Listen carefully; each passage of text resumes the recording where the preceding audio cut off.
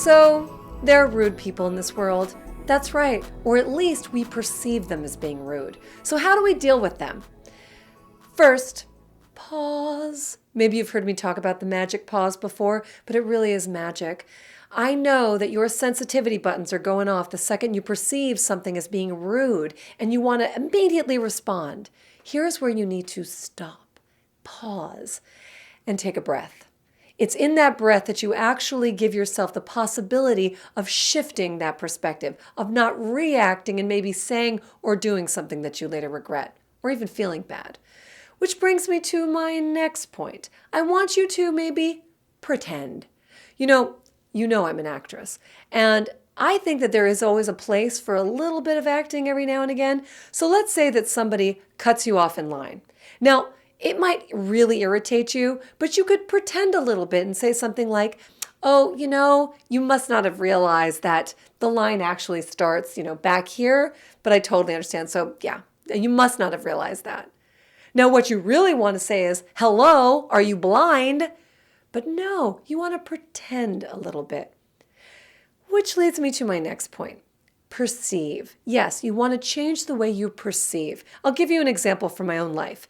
I happen to be one of those people that are very sensitive to sound. So years ago, I was traveling on an airplane, and this was before smartphones, and someone had a new device, and it was making this beeping noise. So every time this man would do something on his little device, it would go beep, beep, beep, beep, beep. And I am telling you, it was like nails on a chalkboard. And I thought, there's no way I can make this 5-hour flight with this guy dinking around on his device, driving me absolutely crazy. Like, how rude of him to keep the volume on. So I took a deep breath. I paused, thought about my options.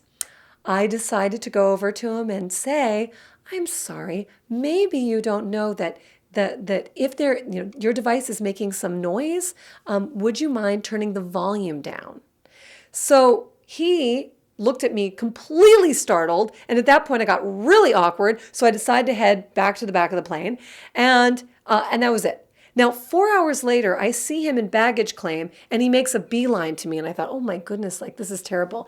And he said to me, I didn't know that my device was making any noise, and I just want to thank you for bringing it to my attention. I'm a little bit hard of hearing, and I totally didn't hear that, so thank you.